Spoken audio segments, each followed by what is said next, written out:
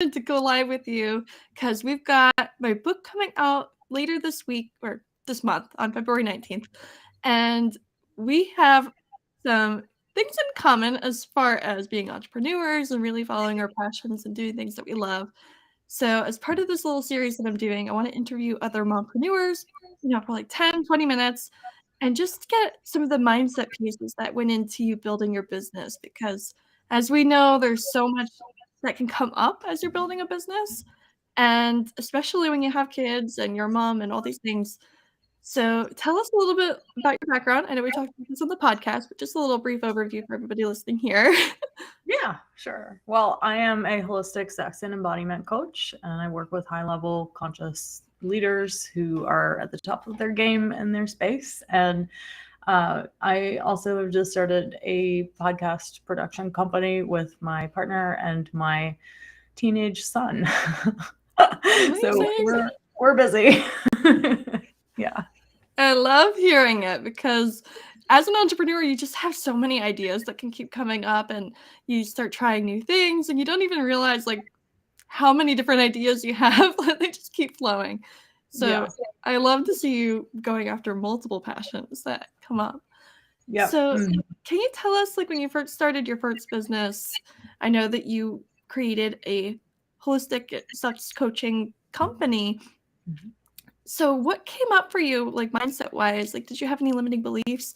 I know some of mine were like, who am I to be doing this? Like a lot of imposter syndrome, but I'm curious what some of your were. Yeah, well, at least around relationship, I had that because I had started my business right in the midst of a divorce. So like, oh God, who am I to be talking about relationships when I'm in the middle of getting divorced? It was very tragic ending of the relationship, which I don't disclose publicly.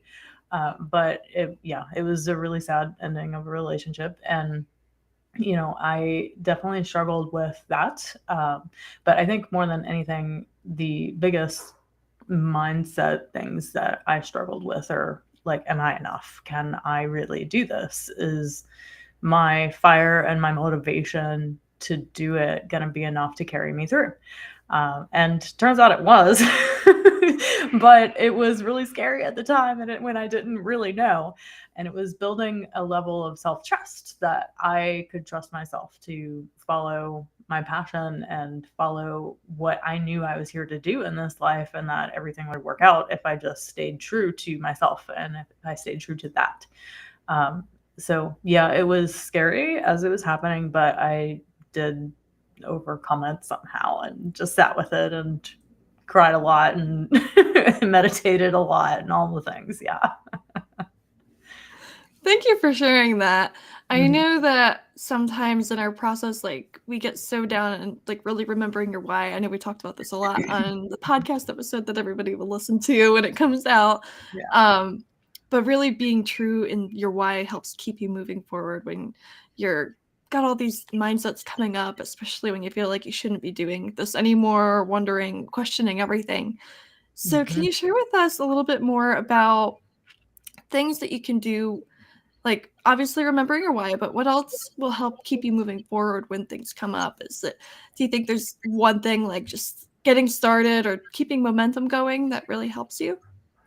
Well, one of the game changers for me in the beginning to really move into a six-figure success was working with my nervous system.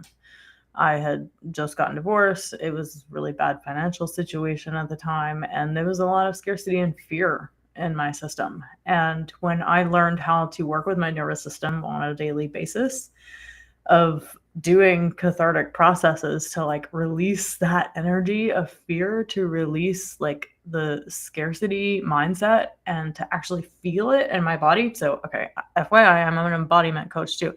So if this sounds like I don't know what nervous system is, or I'm not sure what even embodiment is, it's really just about like what sensations you're actually feeling in your body and how they may be keeping you from more of what you want. So when we work at this level in our system and in our body, it can really help release energy for life to flow through us and for things to get easier, right?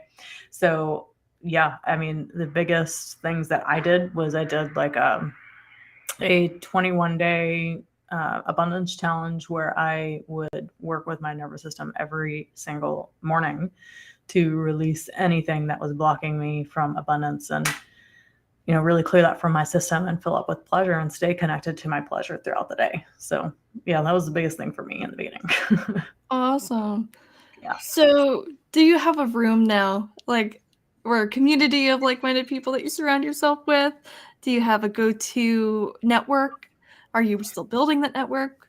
Yeah. So definitely who you're hanging around is very important. I am one, I don't, I've lived in many different places. So hanging on to long-term friendships for no good reason, even if they weren't really serving me, has never been something I've had to deal with really. And I have had clients that, they live in the same town that they grew up in, and they have all of these long-term connections, and sometimes it can be really hard to get yourself out of communities or friendship groups where they might not be so supportive of what your goals and desires are for your business and starting your business and where you're headed in your business. But it really is important to surround yourself with people who are supportive of you. And if it's not from your family or your friends, then go find people who will. Then you're just hanging out in places where it's more of a low vibration than where you are. And that means you get to go find new friends. So I do understand that it can be challenging for some people, but you really got to know where you're going to get, like, what types of groups you can get praise and support from, and which ones that you can just expect aren't going to. Like with my family, as a sex coach, they're still Southern Baptist. Like they're never going to support me in what I do. They don't even ask about my business when I go visit. So I just know that like I'm not going to get that from them. And that means I have to find other people and other communities where I can get praise and support and encouragement when things get challenging and stuff like that. So community is very important too. Do you have any advice for people that are trying to create that community or find a community about where they can be looking? Join a mastermind or a program. Yeah, I mean, that's where I found all of my people are from, paying for coaching from other coaches and group programs or masterminds. That's where all of my best friends have come from. Going on retreats, wonderful place to meet super high level people. Yeah, I've made like 3 or 4 best friends from going on one retreat once, and got a client from. Like every time I go on a retreat, I get a client and I come back with a bunch of new friends. So it's totally worth the price of the retreat, right? So just being in high level spaces where others are paying a lot of money to be there, it's almost a surefire way to either, one, get the community you're looking for that's high level, or two, to get clients. I mean, and not like you're doing it just to get clients, but often you're going to attract people in spaces like that because people who pay for coaching buy coaching. So yeah. Yes. So good. And any last advice for a mom looking to start her entrepreneurial journey? As we know, there's a lot that goes into it, like as far as time management and kids, and of course, our own inner battle as we're trying to become the entrepreneur that we want to be. But anything that you could share? Yeah, this is another good one. I wish I would have said it in the podcast, but find one lead generation model that you can stick to for a good year and a half plus. Okay. And this might mean that you are working with a coach and you're staying with that person. But oh my God, like the number of coaches or entrepreneurs that will start and they'll just go from one lead generation mechanism to the other. They're never going to get success that way because it's like shiny object syndrome. They're just doing the next thing and the next thing and the next thing. If you just pick one and stick with it, mostly it's going to work out. So if that means like searching on Instagram to find a business coach or, someone that you really vibe with their style or their lead generation mechanism, like how are you going to get customers? How are you going to get clients? Well, find something and stick with it. Like don't hop, skip, and jump from one thing to the next because it often takes a long time to get results. And that's just kind of how it is. So if you stick with something long enough, eventually it's most of the time going to work out. But you know, if you find someone, stay with them for long enough to allow the results to follow through.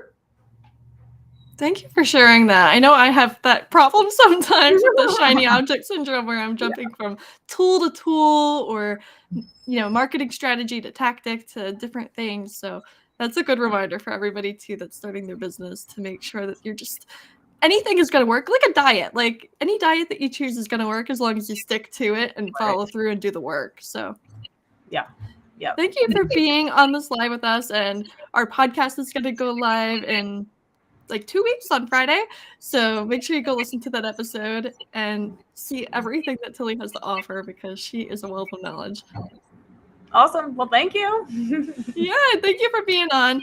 And of course, tune in. We're doing these like every day for lives. We're going to have different mompreneurs on the show and just chit chat about all the things that come up as you're starting your business in, preparation and excitement for the new book coming out on February 19th. So thank you everybody for tuning in and thank you for being on, Tilly. Thank you, love.